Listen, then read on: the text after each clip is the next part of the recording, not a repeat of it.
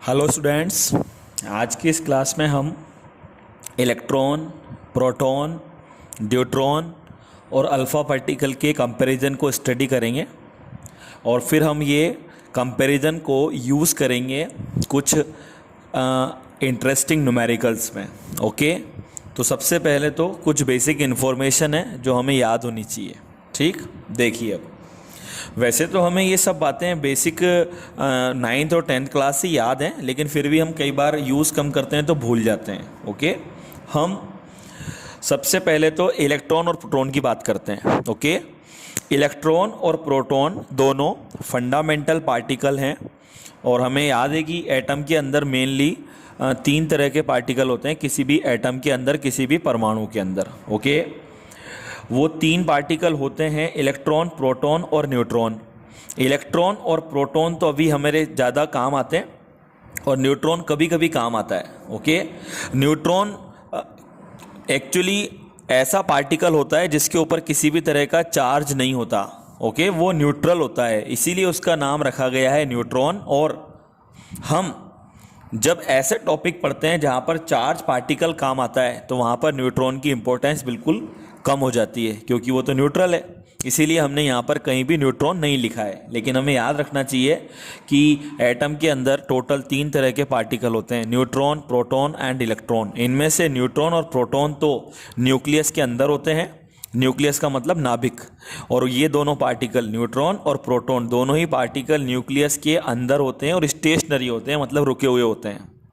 इनके किसी तरह का मोशन नहीं होता इनमें। जबकि इलेक्ट्रॉन न्यूक्लियस के चारों तरफ सर्कुलर मोशन करते हैं। ओके, हम बोलते हैं कि वो सर्कुलर मोशन करते हैं, उनकी जो ऑर्बिट होती है वो सर्कुलर होती है, लेकिन एक्चुअल में जब उसको डिटेल में पढ़ते हैं तो वहाँ पर पता लगता है कि उनकी जो ऑर्बिट होती हैं, जिस कक्षा में वो चक्कर लगाते हैं, उसका शेप एक्चुअल में इलिप्टिकल होता है, दीर्घवृत्ताकार कक्षाएं होती हैं, लेकिन हम उसे अज्यूम कर लेते हैं कि वो सर्कल है। सर्कल अज्यूम करने का फ़ायदा ये होता है कि हम उसमें सेंट्रीपिटल फोर्स का फंडा यूज़ कर सकते हैं और पूरा सर्कुलर मोशन जो चैप्टर हम 11th क्लास में पढ़ते हैं उसको भी यूज़ कर सकते हैं।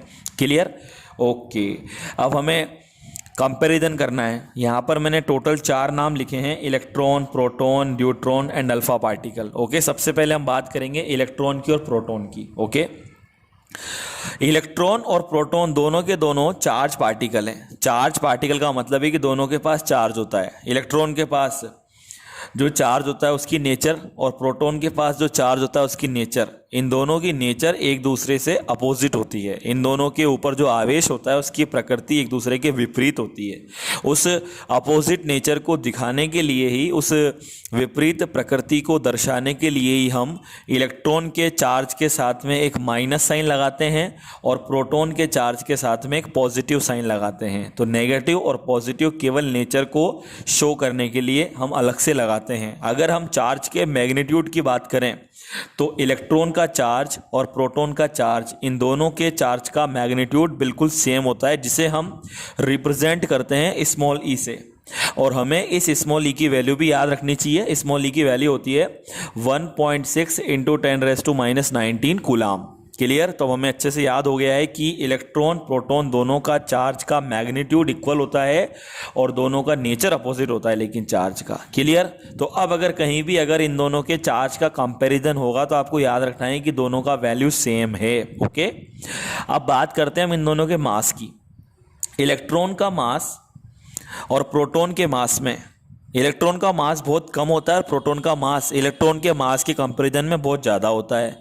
तो हम सबसे पहले तो इलेक्ट्रॉन के मास को रिप्रेजेंट करते हैं me लिखकर। ओके, me का मतलब है मास ऑफ इलेक्ट्रॉन और mp का मतलब है मास ऑफ प्रोटॉन। अब हमें एक इंफॉर्मेशन है कि जब एक्सपेरिमेंट करके इनके मासेस का रेशो निकाला जाता है तो ये पता लगता है कि प्रोटॉन का मास इलेक्ट्रॉन के मास का 1836 टाइम्स होता है। ओके, प्रोटॉन का वजन, प्रोटॉन का मास इलेक्ट्रॉन के मास का 1836 गुना होता है। क्लियर है? ये एक फैक्टर है जो हमें याद रखना है, नंबर कभी कभी ये काम आता है।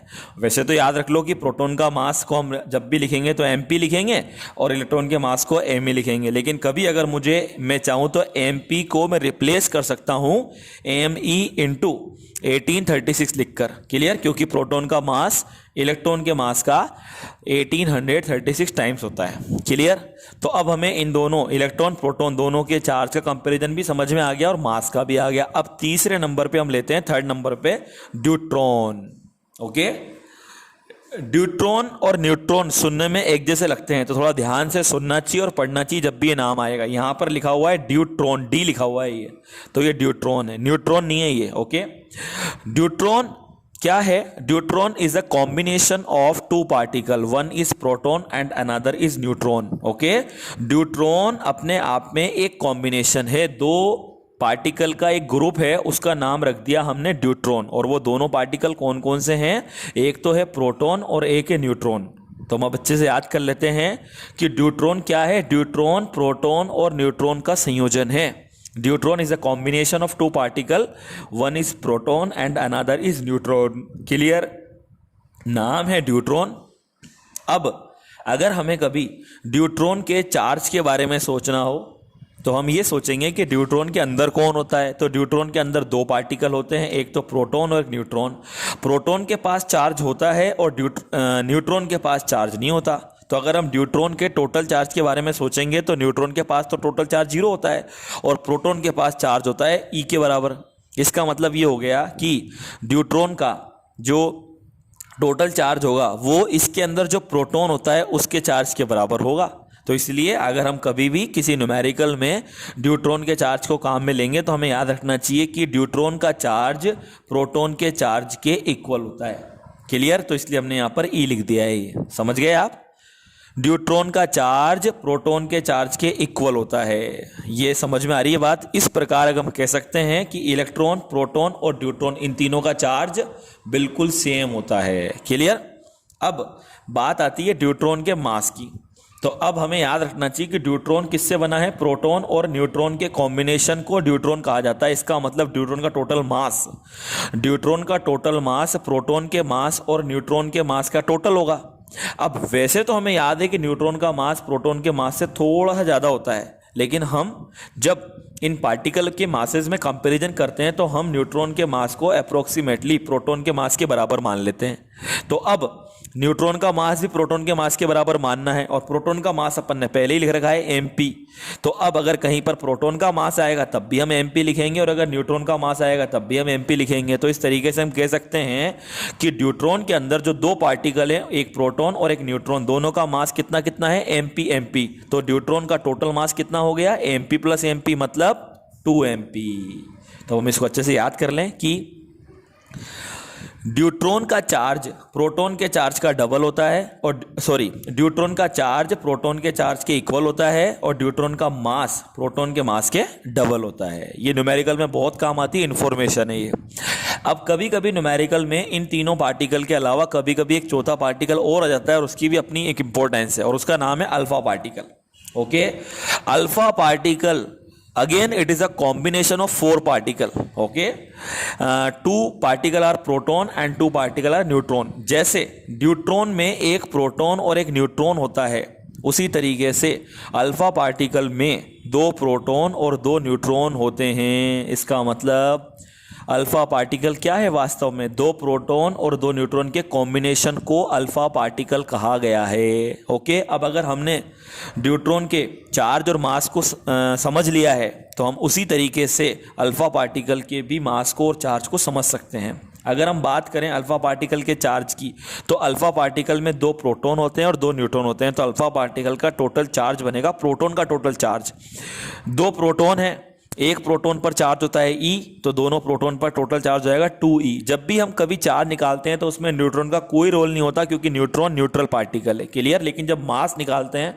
तो न्यूट्रॉन इंपॉर्टेंट रोल प्ले करता है। तो अगर हम अल्फा पार्टिकल के चार्ज को लिखेंगे तो हम क्या बोल सकते हैं, अल्फा पार्टिकल का चार्ज आना चाहिए प्रोटॉन के चार्ज का डबल, मतलब 2E, क्लियर। तो अब यहाँ पे समझ लीजिए कि इलेक्ट्रॉन में E लिखा है हमने, प्रोटॉन में E लिखा है और ड्यूट्रॉन में E लिखा है, जबकि अल्फा में 2E लिखा है। इसका मतलब ये हो गया कि इन चारों पार्टिकल में से इलेक्ट्रॉन, प्रोटॉन और ड्यूट्रॉन, इन तीनों पार्टिकल का चार्ज तो बिल्कुल सेम होता है, और अल्फा पार्टिकल का चार्ज प्रोटॉन के चार्ज का डबल होता है। अब हम बात करेंगे अल्फा पार्टिकल के मास की। अल्फा पार्टिकल के अंदर टोटल 4 पार्टिकल होते हैं, 2 प्रोटॉन और 2 न्यूट्रॉन, और हमें याद है कि हम न्यूट्रॉन के मास को प्रोटॉन के मास के बराबर मान लेते हैं, क्लियर। तो यहाँ पर प्रोटॉन का मास mp, तो 2 प्रोटॉन का मास हो गया 2 mp, और न्यूट्रॉन का मास भी mp, तो 2 न्यूट्रॉन का मास हो गया 2 mp, तो 2 mp प्लस 2 mp बराबर 4 mp, क्लियर। तो अब हमें याद हो गया कि अल्फा पार्टिकल का मास प्रोटॉन के मास का 4 टाइम्स होता है, क्लियर हो गई ये बातें।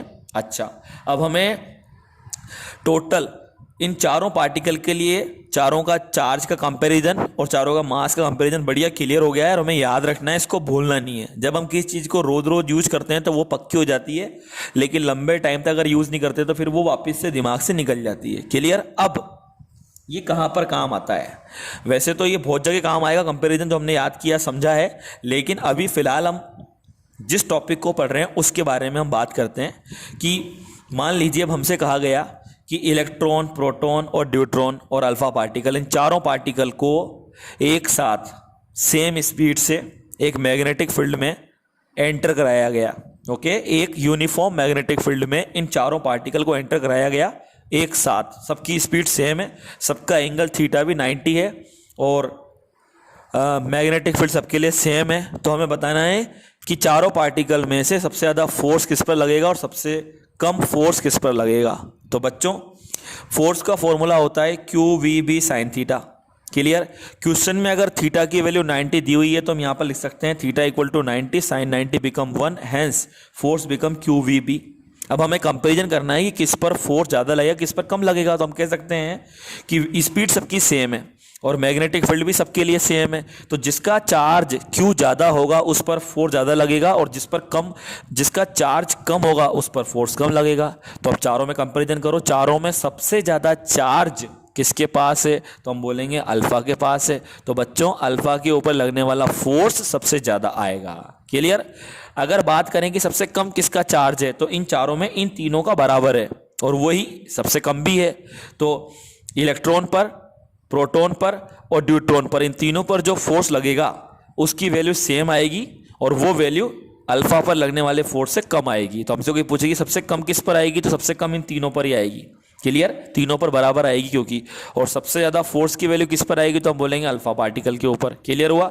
यहाँ पर हमने ये फंडा काम में लिया है कि क्यू किसका ज़्यादा है और किसका कम है। अगर हमें ये पता होगा कि अल्फा का क्यू प्रोटॉन के चार्ज का डबल होता है तो हम आसानी से इस क्वेश्चन को कर सकते हैं। अब ऐसा ही क्वेश्चन फोर्स के बाद में एक्सेलरेशन के लिए भी पूछा जा सकता है कि अगर चारों पार्टिकल को सेम स्पीड से सेम थीटा इक्वल टू 90 पर एक ही यूनिफॉर्म मैग्नेटिक फील्ड में सेंड किया या मोशन कराया या एंटर कराया, तो बताओ किसका एक्सेलरेशन ज़्यादा होगा और किसका सबसे कम होगा। तो अगेन अपन लिखेंगे ए का फॉर्मूला। अब हमें याद है न्यूटन सेकंड लॉ के अकॉर्डिंग एक्सेलरेशन का फॉर्मूला होता है फोर्स अपॉन मास। तो हमने यहाँ पर एफ में मास का डिवाइड कर दिया, तो ए का जो एक्सप्रेशन बन गया अपना एक्सेलरेशन का जो फॉर्मूला बन गया वो बन गया QVB अपॉन m, क्लियर। अब हमें केवल ही ध्यान रखना है कि स्पीड सबके लिए सेम है क्वेश्चन में और मैग्नेटिक फील्ड भी सेम है। तो चारों पार्टिकल में से जिस पार्टिकल के लिए Q/m का रेशो, Q और m का रेशो, Q/m की वैल्यू सबसे ज़्यादा आएगी उसका A सबसे ज़्यादा आएगा। जिस पार्टिकल के लिए Q/m की वैल्यू सबसे कम आएगी उसका A सबसे कम आएगा, और जिन जिन पार्टिकल के लिए Q/m की वैल्यू सेम आएगी उनके लिए A सेम आएगा। अब कोई सा भी पार्टिकल हम उसका A पता कर सकते हैं। यही सेम क्वेश्चन आर में ही पूछा जाएगा कि जब पार्टिकल को अपन ने थीटा बराबर 90 पर मैग्नेटिक फील्ड में एंटर कराया तो वो सर्कल बनाएगा, हम सबको पता है सर्कल बनाएगा तो उसका आर बनेगा। तो हमसे पूछा जाएगा कि इन चारों पार्टिकल में से किसका सर्कल बड़ा बनेगा, सबसे बड़ा, और किसका सबसे छोटा बनेगा। तो अगेन हम वापस से आर का फॉर्मूला लिखते हैं। तो आर का फॉर्मूला होता है AMV upon QB। Speed V सबका सेम है, B सबके लिए सेम है। अगेन यहाँ पर ध्यान लगाना है AM और Q पर। चारों पार्टिकल में से जिस पार्टिकल के लिए एम और क्यू का रेशो सबसे ज़्यादा होगा उसका आर सबसे ज़्यादा आएगा, मतलब उसका सर्कल सबसे बड़ा बनेगा। और जिस पार्टिकल के लिए एम बाई क्यू का वैल्यू सबसे कम आएगा उसका आर सबसे कम आएगा, उसका सर्कल सबसे छोटा बनेगा। और जिन जिन पार्टिकल के लिए एम बाई क्यू का रेशो बराबर आएगा उनका सर्कल बराबर बनेगा। क्लियर है?